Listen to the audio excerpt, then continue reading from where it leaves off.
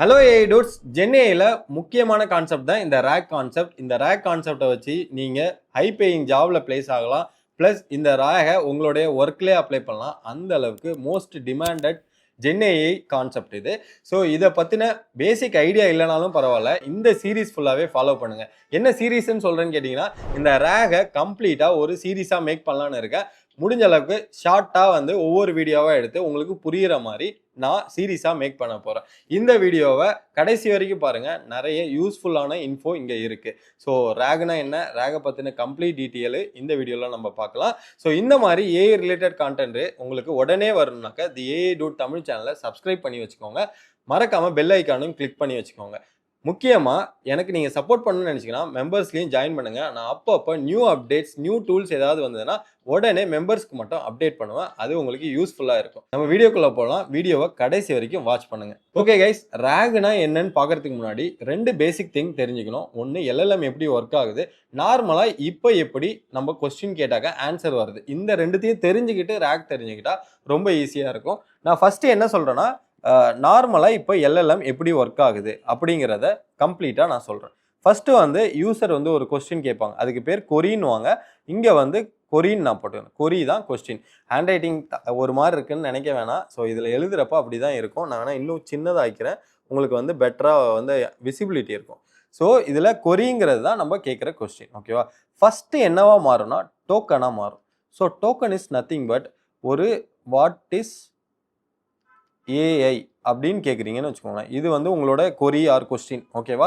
இது எப்படி டோக்கனாக கன்வெர்ட் ஆகுமா, ஒரு வேர்டு இல்லைனா ஒரு ஸ்பேஸுக்கு அப்புறம் இருக்கிறது இல்லை ஸ்பெஷல் கேரக்டர், இது எல்லாமே டோக்கனாக மாறும். இதுக்கு நான் டோக்கனாக கன்வெர்ட் பண்ணுறேன். விஷுவலாக பார்த்தீங்கன்னா உங்களுக்கு புரியும். வாட்டு ஒரு வேர்டா, அது ஒரு டோக்கனாக மாறிடும். அடுத்து இஸ்ஸு ஸ்பேஸோடு சேர்த்து தான் டோக்கன் ஆகும். ஏன்னா அங்கே ஸ்பேஸுமே ஒரு கான்டெக்ஸ்டாக சேவ் ஆகும். ஏஐக்கு முன்னாடி ஒரு ஸ்பேஸு. ஸோ ஸ்பேஸை சும்மா நான் ஐஃபன் போட்டிருக்கேன், நீங்கள் குழம்பிட வேணாம். அதுக்கப்புறம் கொஸ்டின் மார்க் இது. So what is AI question மார்க்கை 4 டோக்கனாக பிரிச்சிருக்கும். இப்போ டோக்கன்னா என்ன டெஃபினிஷன்னா, ஒரு வேர்டு 4 ஆர் 5 கேரக்டர்னா 1 2 3 4 இதுதான் கேரக்டர்.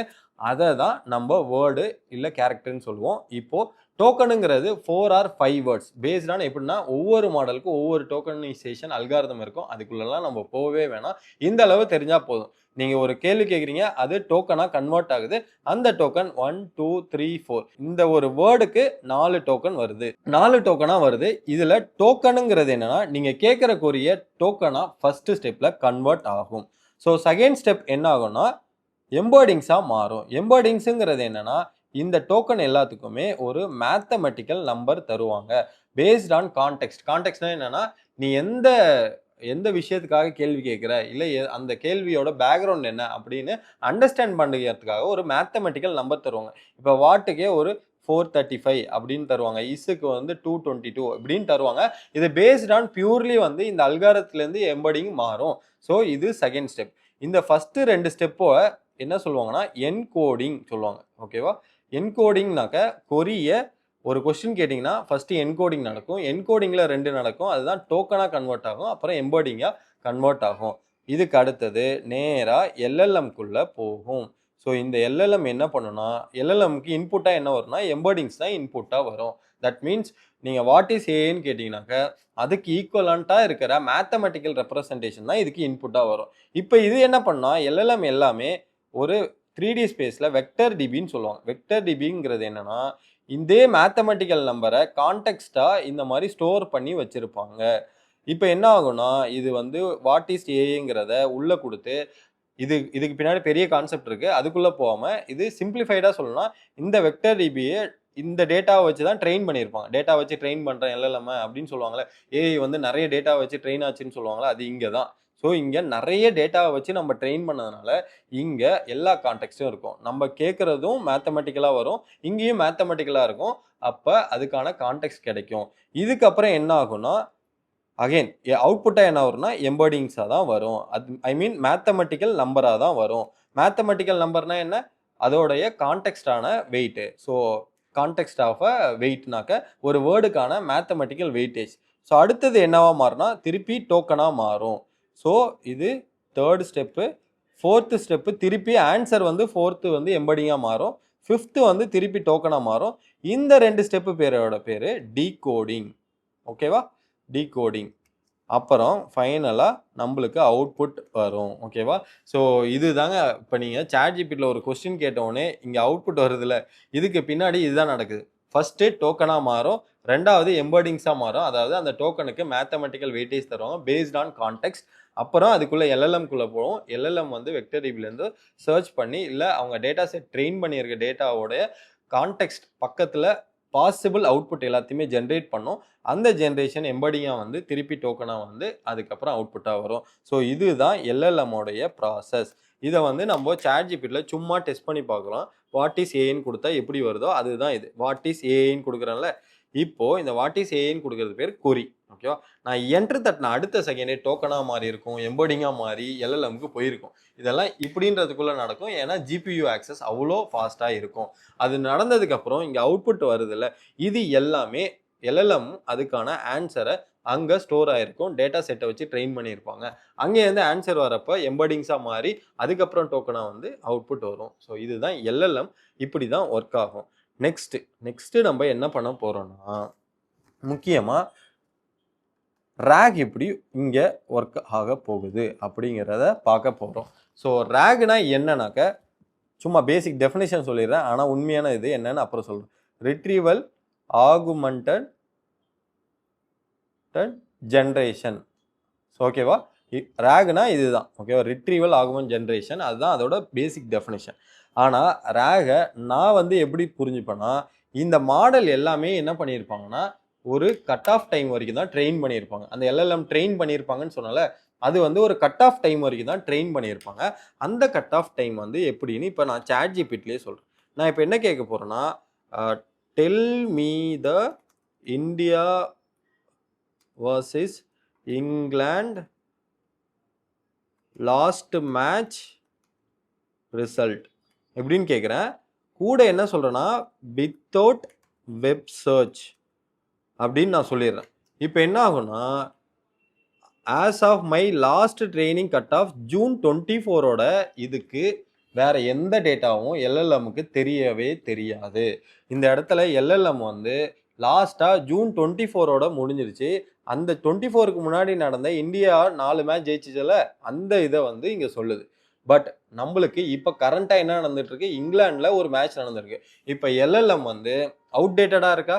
கரெக்டாக நம்ம வெப் சர்ச் கேட்காம எல்எல்எம் மட்டும் இங்கே எல்எல்எம் கிட்ட மட்டும், எல்எல்எம்ங்கிறது நார்மல் மாடல்ஸு.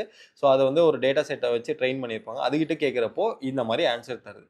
இப்போது இதை அப் டு டேட்டா மாற்றணும்னா நம்ம என்ன பண்ணுவோமோ அதுக்கு பேர் தான் ரேக். இப்போது நான் உங்களுக்கு சிம்பிளாக சொல்கிறேன்.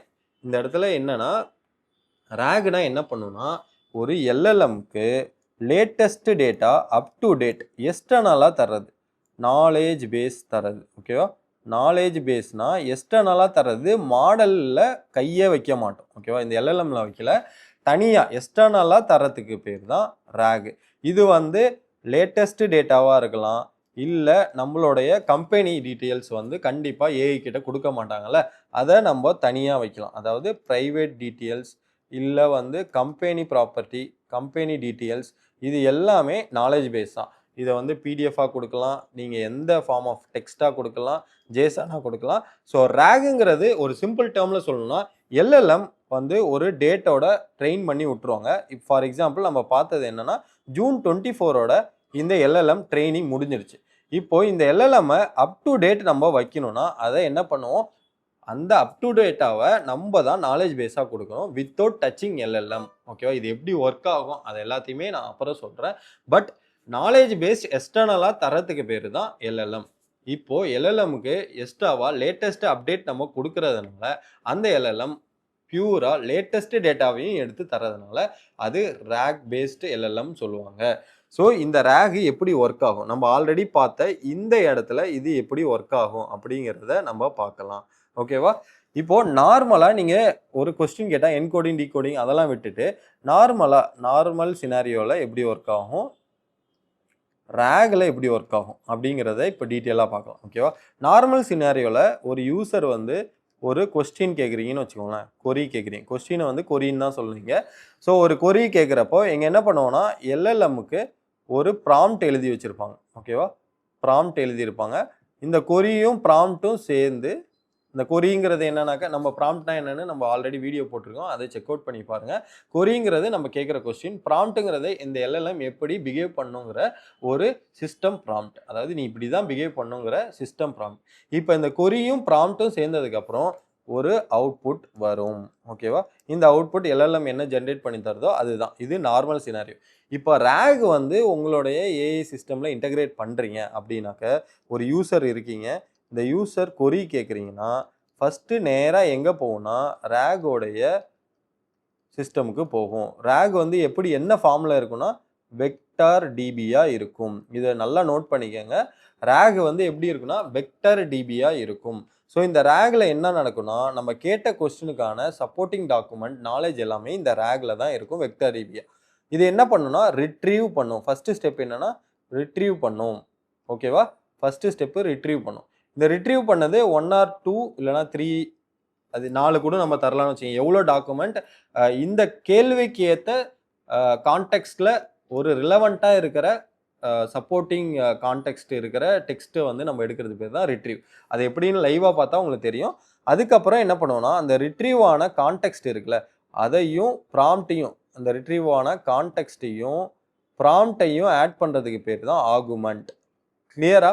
ஸோ இங்கே ஏன் ரிட்ரீவல் ஆகுமெண்ட்டுன்னு சொல்லியிருக்காங்கன்றதுக்கு பேர் RAGக்கு போயிட்டு கான்டெக்ஸ்ட் அண்ட் ப்ராம்ப்ட் ஆகி ஃபைனலாக எல்எல்எம்க்கு வந்து அதுக்கப்புறம் அவுட்புட் வரும்.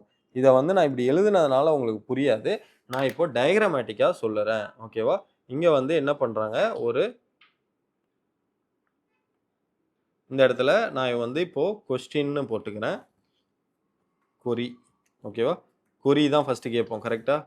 இந்த கொரியை கேட்டதுக்கப்புறம் ஒரு அம்புக்குறியை போட்டு இந்த அம்புக்குறிக்கு நேராக என்ன ஆகும், ஃபஸ்ட்டு ப்ராம்ப்ட்டுக்கு போகும். ஓகேவா? அது எல்எல்எம்மோடைய ப்ராம்ப்டாக தான் இருக்கும். நான் அதை வந்து பீன்னு மட்டும் டைப் பண்ணிக்கிறேன். ஸோ இந்த இடத்துல பீன்னு மட்டும் டைப் பண்ணிக்கிறேன். இது அடுத்தது எங்கே போகும்னா எல்எல்எம்முக்கு போகும். கரெக்டாக? ஸோ இது வந்து நார்மலாக நம்ம எல்எல்எம்லாம் எப்படி ஒர்க் ஆகும் அப்படிங்கிறத நம்ம டீட்டெயிலாக பார்த்துட்டோம். இந்த எல்எல்எம். ஸோ இது வந்து எனி மாடல்ஸ் இருக்கலாம், நோ இஷ்யூஸ். இப்போ என்ன ஆகும்னா ஃபைனலாக அது ஒரு அவுட்புட் ஜென்ரேட் ஆகிடும். அந்த அவுட்புட்டு என்னவா இருக்கும், நீங்கள் கேட்ட கொரிக்கான ஆன்சராக இருக்கும். ஆன்சர் ஆர் அவுட்புட் அப்படி நான் செட் பண்ணிடுறேன். ஓகேவா? ஸோ கண்ட்ரோல் காப்பி பி கொடுத்து திருப்பி இங்கே எடுத்தாந்து போட்டுறேன். இது வந்து அவுட்புட். ஓகேவா? இதுதான் ஜென்ரலாக நடக்கும். இந்த பிங்கிற இடத்துல ப்ராம்ப்ட். ஓகேவா? நான் வந்து எழுதிடுறேன் ப்ராம்ப்ட். ஓகேவா கைஸ்? ஸோ இதை வந்து இன்னும் பெருசாக்கிடுறேன். ஸோ இப்படி தான் ஒர்க் ஆகும். ஃபஸ்ட்டு கொஸ்டின் கேட்பீங்க, ஃபஸ்ட்டு கொரி கேட்பீங்க, அது ப்ராம்ப்டோட ஆட் ஆகி அந்த ப்ராம்ப்ட் வந்து எல்எல்எம் எப்படி பிஹேவ் ஆகணும்னு இருக்கும், அது கூட போயிட்டு அவுட்புட் வரும். இது அப்படியே வந்து இப்போ என்ன ஆக போகுதுன்னா RAG இம்ப்ளிமெண்ட் ஆனால் எப்படி ஆகுது அப்படிங்கிறத பார்த்துடலாம். ஓகேவா? RAG இம்ப்ளிமெண்ட் ஆனாக்க ஒரே ஒரு இடத்துல இந்த இடத்துல RAGன்றதை மட்டும் ஆட் பண்ணி இதை அப்படியே இதுலேயே டெலீட் பண்ணுறேன். ஸோ தட் உங்களுக்கு தெரியும் இவ்வளோதானா அப்படிங்கிற மாதிரி இருக்கும். இந்த இடத்துல என்ன பண்ண போகிறோம்,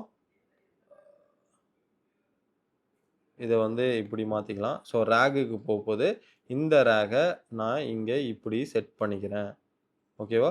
இந்த இடத்துல RAGங்கிறது என்னது வெக்டர் டிபியாக இருக்கும். ஓகேவா? நான் அப்படி விடிபின்னு போட்டுக்கிறேன். விடிபி வெக்டர் டிபியாக இருக்கும். அடுத்தது அது அங்கேருந்து ரிட்ரீவ் பண்ணி கான்டென்ட்டை எடுத்துகிட்டு வந்து திருப்பி ப்ராம்ப்ட் கிட்ட கொடுத்துரும். ஓகேவா? இந்த இடத்துல தான் ரிட்ரீவல் நடக்கும்.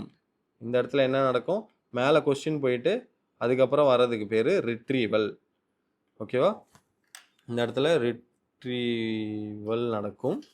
ஸோ அதனால தான் இது ரிட்ரீவல். இப்போது அந்த ரிட்ரீவலோட வந்த கான்டெக்ஸ்ட்டும் ப்ராம்ப்ட்டும் சேர்றதுக்கு பேர் தான் ஆகுமெண்டட். ஸோ இந்த இடத்துல நடக்கும். அதாவது ரிட்ரீவ் நடந்த கான்டெக்ஸ்ட் இருக்குல்ல, அதை ப்ராம்ப்டோடு சேர்ந்து அதுக்கப்புறம் எல்எல்எம் போகிறப்போ எல்எல்எம்க்கு இப்போ என்ன போகும்னா இந்தியா வர்சஸ் இங்கிலாண்டோடைய லேட்டஸ்ட் ரிப்போர்ட்டு நம்ம ஒரு டாக்குமெண்ட்டாக கொடுத்தோம்னா அதுக்கான கான்டெக்ஸ்ட் எடுத்துகிட்டு அது வந்து ப்ராம்ப்டோட போகிறப்போ இப்போ எல்எல்எம்முக்கு கான்டெக்ஸ்ட் என்னன்னு தெரியும். அதாவது இந்தியா வர்சஸ் இங்கிலாந்து மேட்சோட ரிசல்ட் என்னன்னு தெரியும். அதுக்கப்புறம் எல்எல்எம் ஈஸியாக ஜென்ரேட் பண்ணும். ஸோ இதை நம்ம இப்போ தியரிட்டிக்கலாக பார்த்துட்டோம்.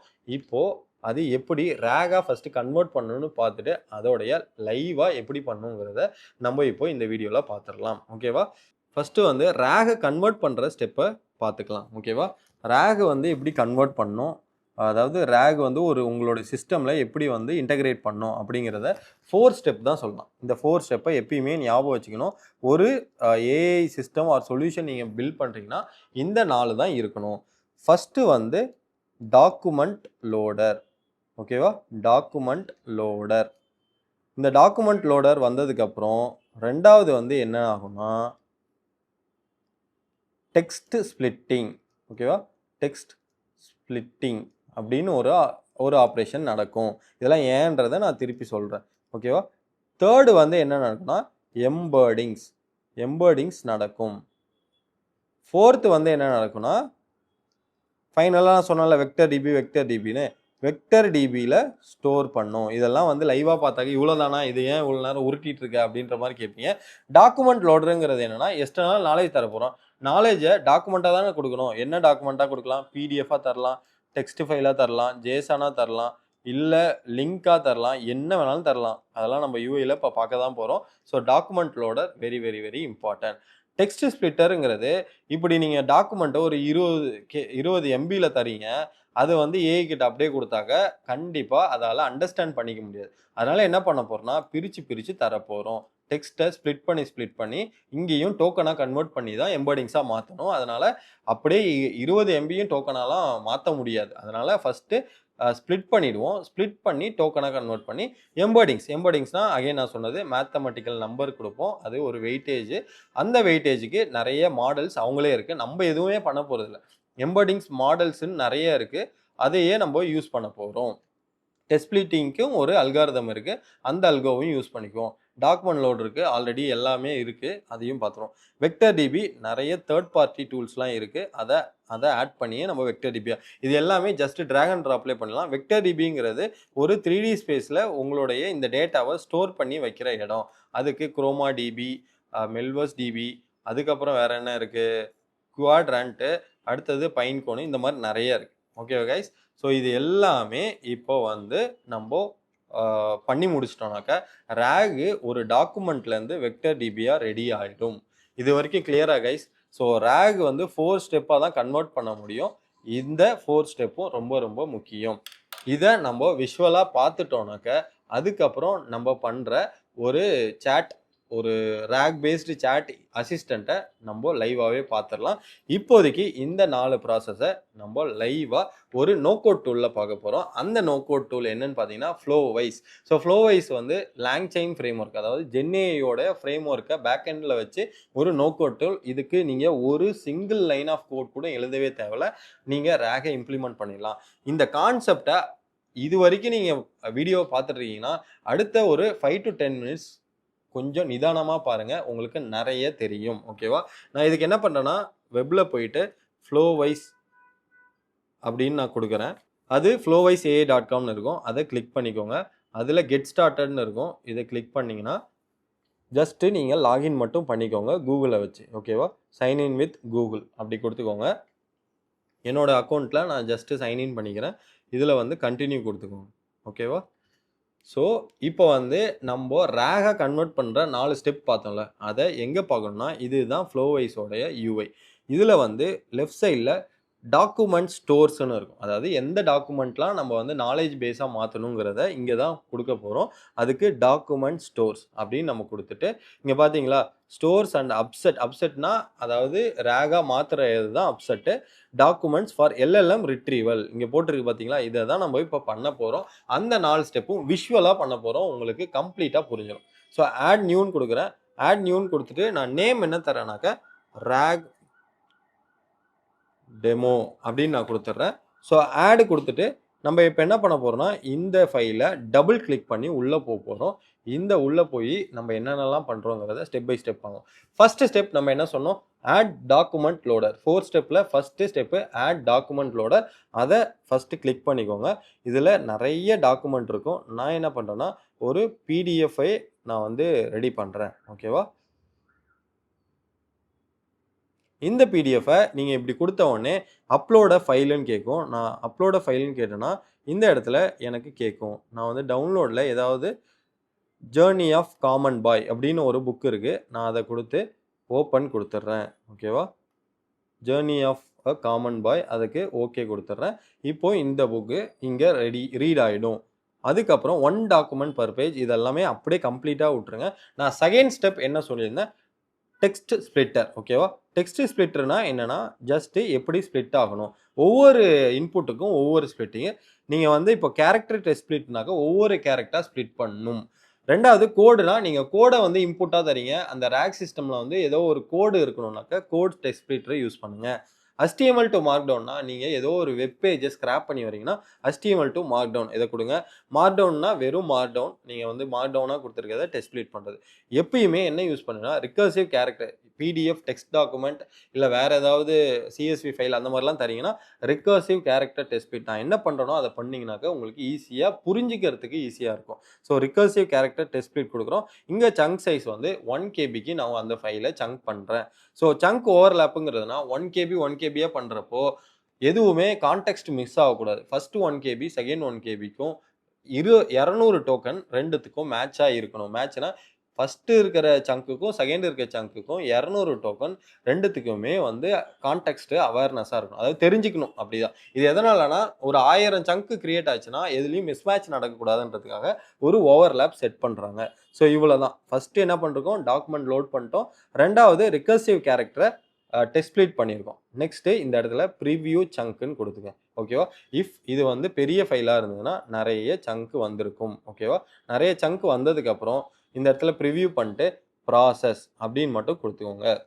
இது என்ன ஆகும்னா, இப்போ ஜஸ்ட் ஒரு டாக்குமெண்ட்ட லோட் பண்ணி சங்க்கா கிரியேட் பண்ணியிருக்கோம். இந்த இடத்துல இந்த மாரி 0ன்னு இருந்ததுன்னா, ஒரே ஒரு ரீலோட் குடுத்துக்கங்க.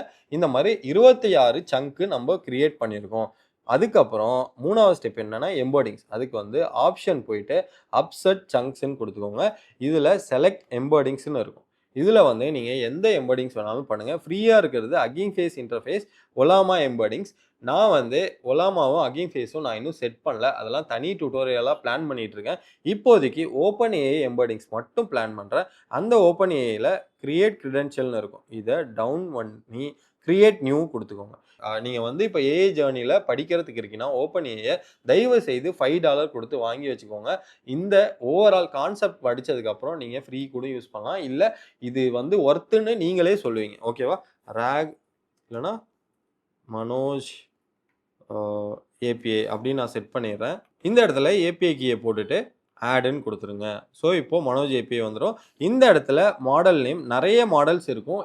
அதாவது ஒரு டெக்ஸ்ட்டை எம்பெடிங் மேத்தமேட்டிக்கல் வெயிட்டேஜ் தர்றதுக்கு OpenAI ஒரு மாடல் வச்சிருக்காங்க. அடா யூஸ் பண்ணீங்களா? இல்லன்னா ADA அப்படி இல்லன்னா ஸ்மால். அது 2த்துல ஏதாவது யூஸ் பண்ணுங்க. இங்க இருக்கிறது வேற எதுவுமே தேவையில்ல.